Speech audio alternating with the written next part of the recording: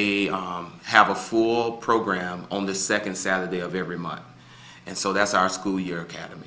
Now, can you get a little more detail as far as how you mentor these young people? Thank you. So, to be specific, we have a curriculum that's based off of our True Leader model, which is focused on self-image, purpose, faith, character, and work ethic. So we have a specialized curriculum that's developed by a PhD here in the city named Dr. Stella Aduza, and she does a phenomenal job tailoring the curriculum to our scholars. And then so for our 7th grade scholars, we really focus on just our pillars, our 5 pillars, and their 7 daily affirmations. So in our organization, our young men, they're required at the start of every program to say their 7 daily affirmations. Now, can you recall all 7 of the affirmations? Yes, I can. I want to hear them. Let's hear them.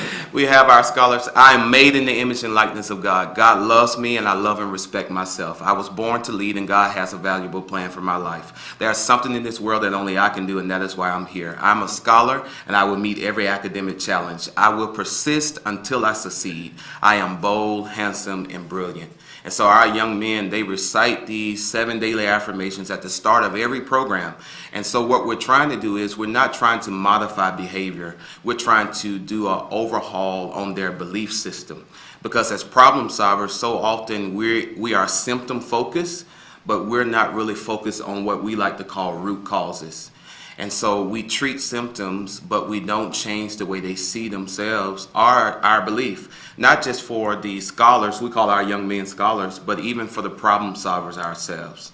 You know, how are we changing the belief system on how, because we have all of these statistics. When you look at right here in Alachua County, 8 out of 10 African Americans are going to be born to a single parent home. You got 1 out of 3 expected to go to prison in a lifetime. And then you, depending on which statistic you look at, you have about a 40% poverty rate. But it's not for a lack of effort, because here you have mentoring programs, tutoring programs, outreach programs through the university, through Santa Fe, through different churches. But is it really changing the symptoms? Is it really changing what we like to call root causes?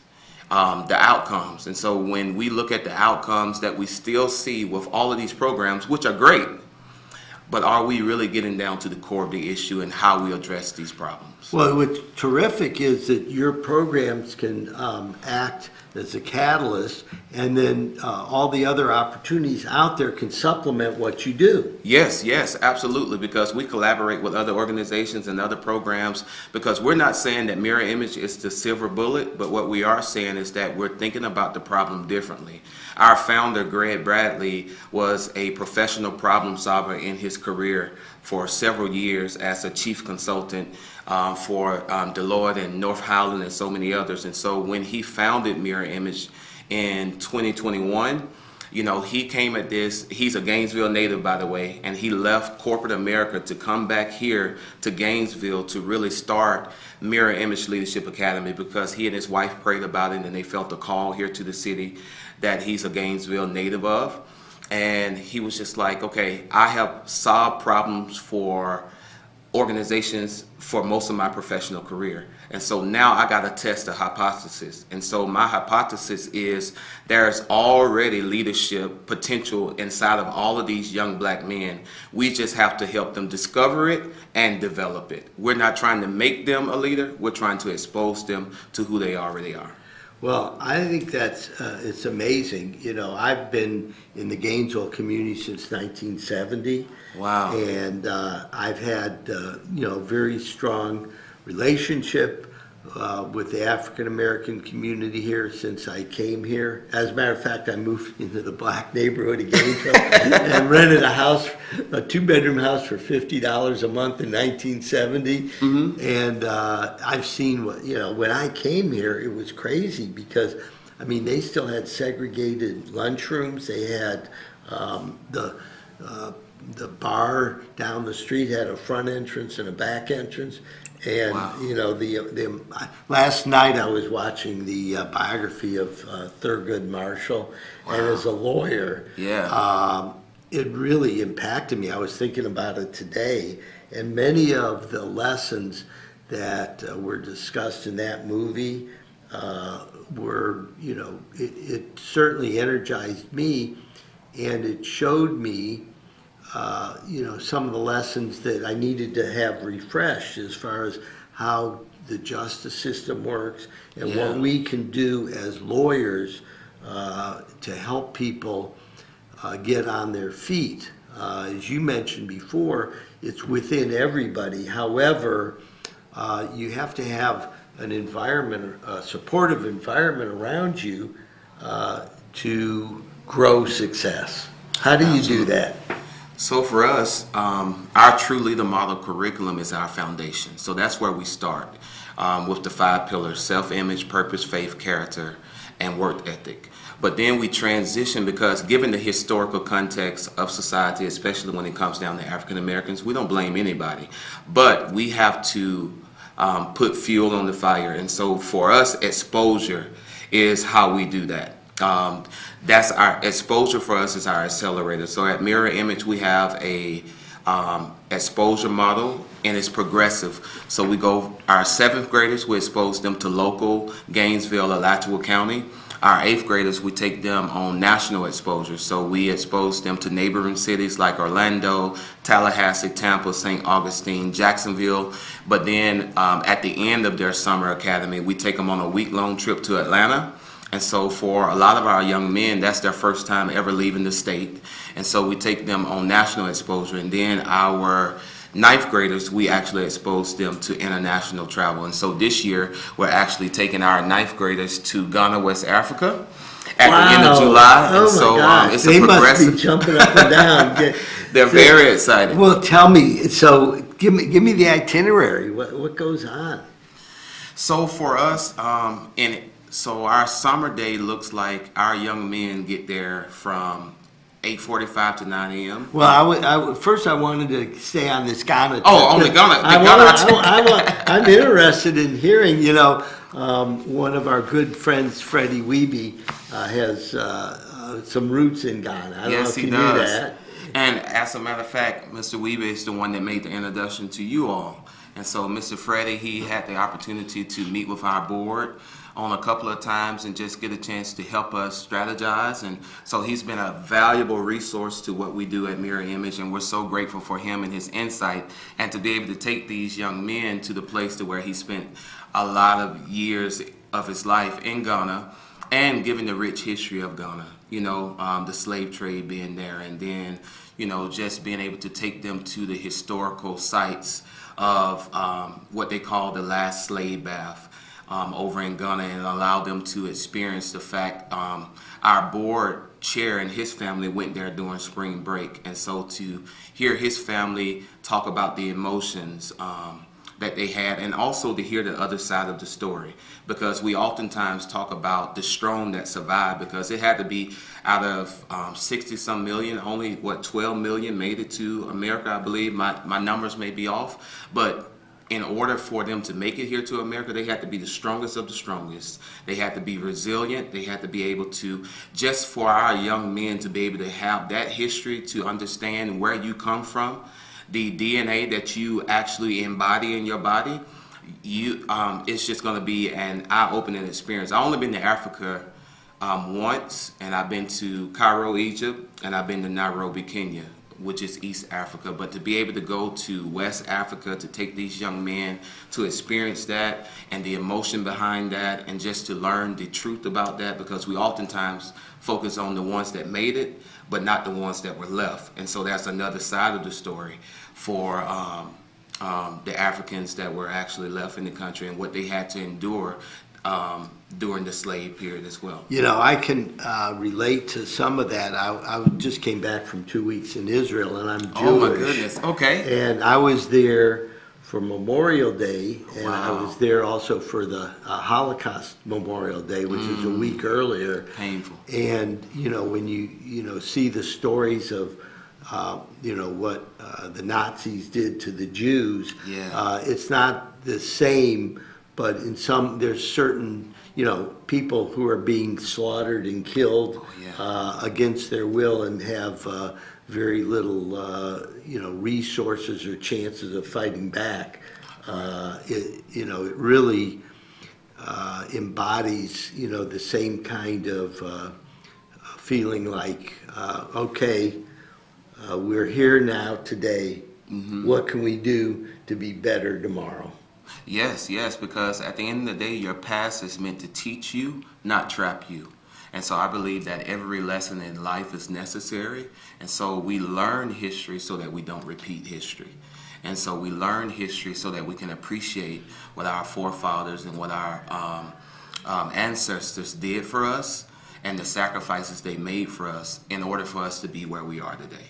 So Ghana is a seaport country, right? Yes. And that's why it was so significant as far as the slave trade. Yes, exactly. As I understand it, a large portion of the slaves that came to both North America and South America came through Ghana. And is that one of the reasons why you picked Ghana to take the young men to show them the country where their ancestors came from? Yes, sir.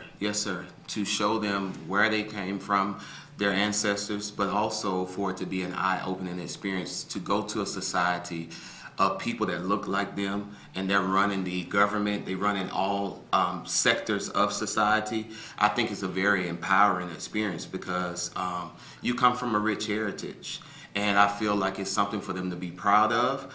But it's also, by the end of their 9th grade year, they'll be able to say, I've been exposed to local, national, and international travel. But the international travel was also an inspirational trip. It was also a trip that helped them see themselves from another viewpoint.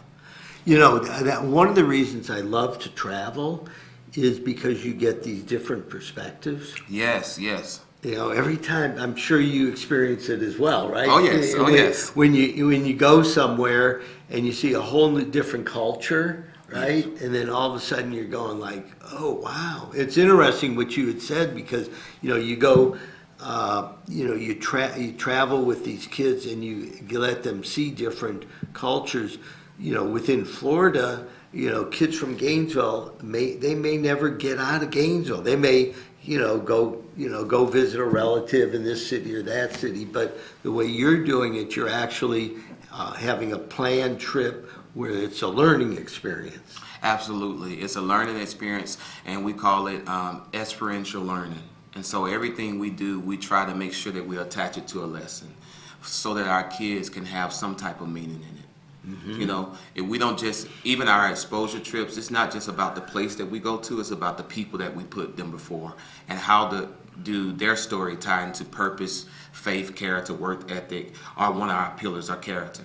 We want to know that this is not just something that we're doing arbitrarily. Once again, we're not trying to force them to be anybody or to do anything. We just want to show them who to be, expose them to different people, places, things, and see where their lives end up at. We're not saying this is a silver bullet. We don't know what our young men is going to do, but what they will be able to say is that you've been exposed to local, national, international travel. You're building on these 5 pillars. You have the daily affirmations and our curriculum, and you see men that look like yourselves that have not done some of these things, and so that will remove the excuse, even if they do decide to make the other choices. So have you been on a trip with some of the kids to Atlanta yet? Yes, last year we had our Atlanta exposure trip because we started with 12 young men, and then last year we added 19 more to the program, and this year we're actually adding 25 scholars. We call them scholars to our program, and they start next month. So we'll have 55 young men in our program this summer. But last summer was the first trip to Atlanta. They got a chance to experience the behind the scenes at the Hawks Stadium. They got a chance to go to the Braves suite and be in the Bank of America suite. They got a chance to see Delta, Tech Ops, all of the operations for the national airline Delta. They got a chance to talk to CEOs and top executives there to learn about their careers. And so that week, we packed a lot into that week.